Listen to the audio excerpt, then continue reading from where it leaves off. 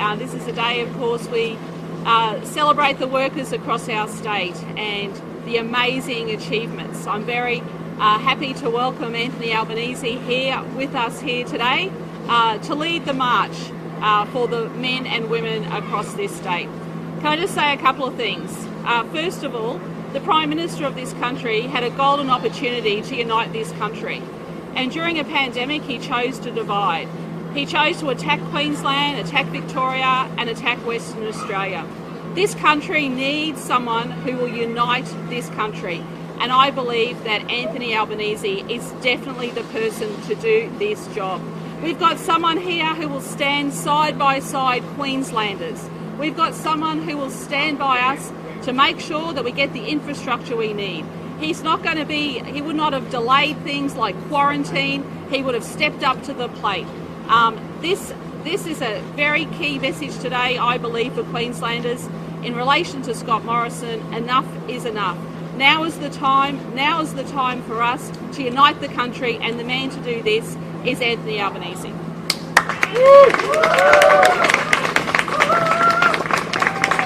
Well, thanks very much, Annastacia. We worked together really closely when we were both the infrastructure ministers, respectively, for the Commonwealth and the state.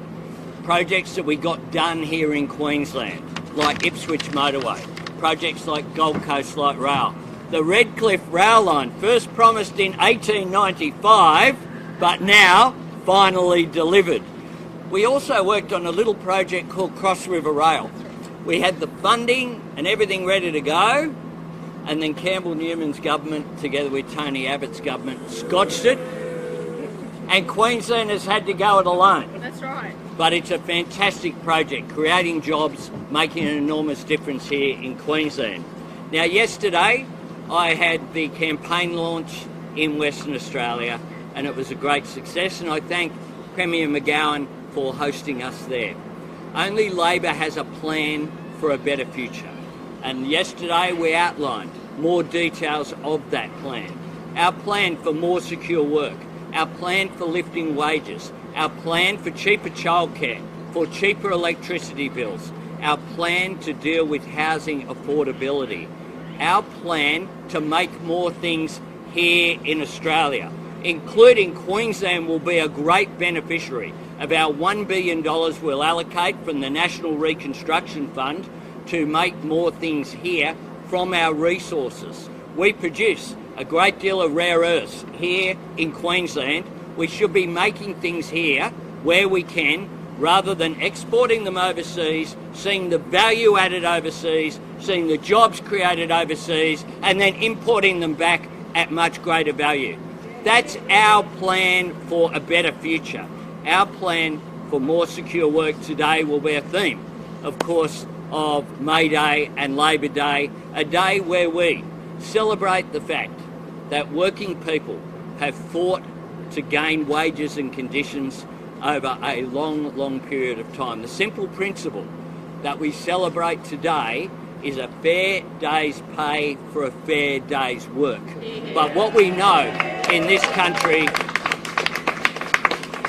is that we have less secure work in this country, and the government doesn't seem to think that that is an issue at all. What workers also know is that the cost of everything is going up, but their pay isn't. So that's why they're under such cost of living pressures. And behind us, we see some of the heroes of the pandemic. These heroes of the pandemic are the unwilling victims of Scott Morrison's cost of living crisis. Scott Morrison seems to think that people are doing it easy in this country. The truth is they're not. They're under enormous pressure, and that is why we need a Labor government with a better plan for a better future. See if Tony's going to say something quickly, then Amanda, and then we'll take questions. Thanks very much, Anthony. Everything's going up except wages, and Mr Morrison starts to claim now that there's nothing he can do about that. Let's not forget, the decade of flatlining wages has not been an accident. They've admitted it was a deliberate design feature of this government. If you can deliberately keep wages low, while government's not in charge of every pay rate around the country, there are things you can do to improve wages. We've already announced what we can do to be able to improve job security in this country. And yesterday we announced what we can do to be able to improve pay equity. It's simply not good enough when women are paid more than $250 a week less than men. To be able to act on this, to be able to deliver for those heroes of the pandemic, there are two things you need to do. You need to fix the structure of the legislation, and then you need to have the panels to implement the improvements. The structure simply means you make sure gender equity is an objective of the Act, and you make sure we have an equal pay remuneration principle at a federal level, just like we already have here in Queensland. And secondly, you make sure that for those heroes of the pandemic, you have panels to implement them. One on gender equity, one on the care and community sector.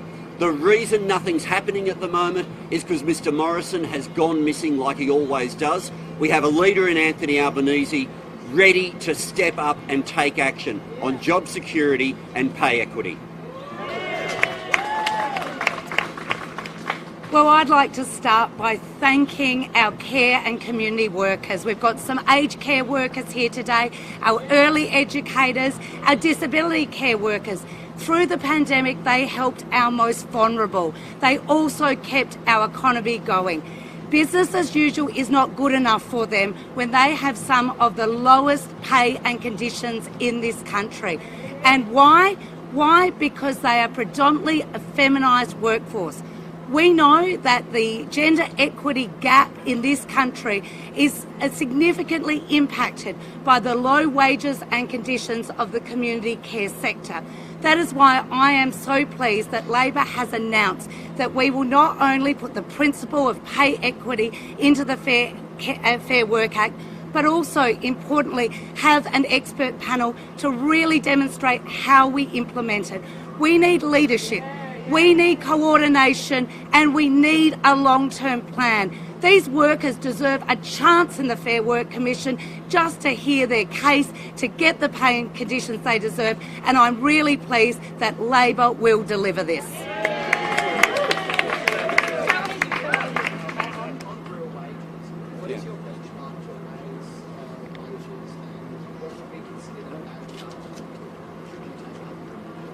Well, excuse me. I'll ask Tony to make some comments on that as well. But can I make this point? Really simple point. There are aged care workers here with us today. The Royal Commission makes it very clear that unless we give aged care workers a pay increase, the crisis will get worse.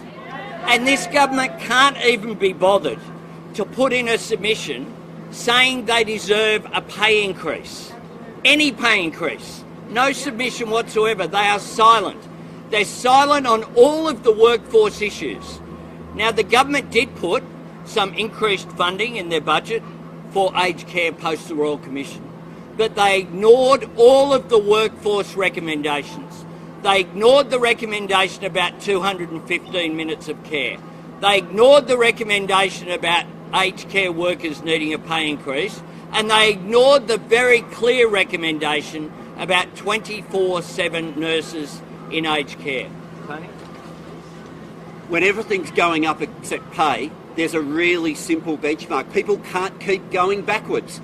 People cannot keep going backwards. Sorry.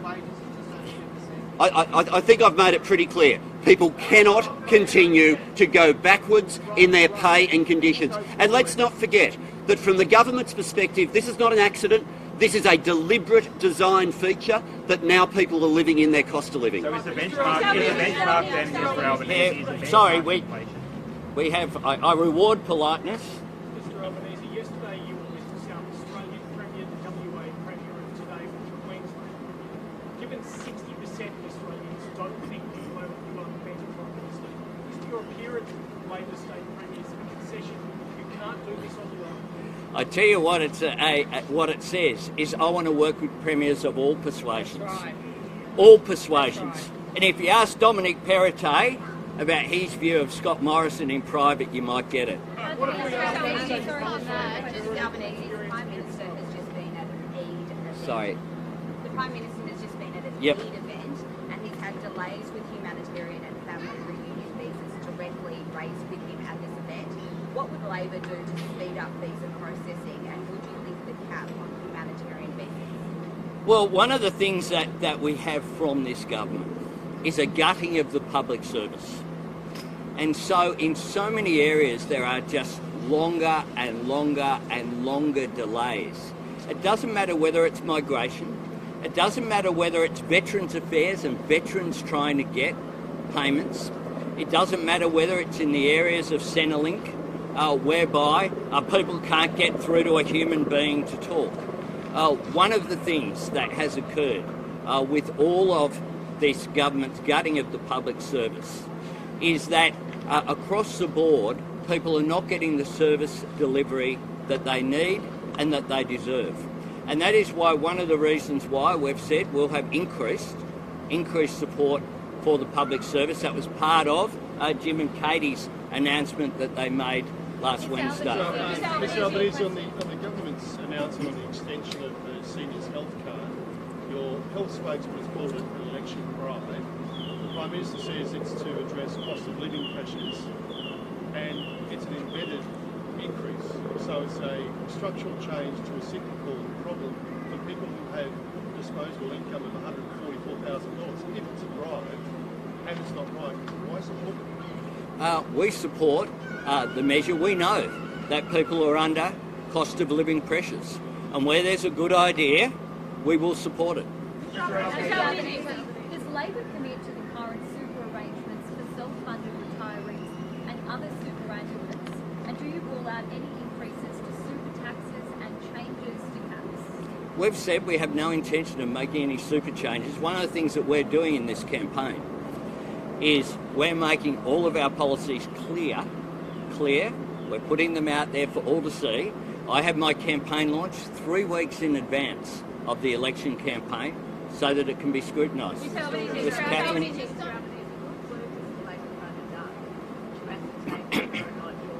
Sorry, it's difficult to hear. I've got a bit of plot here.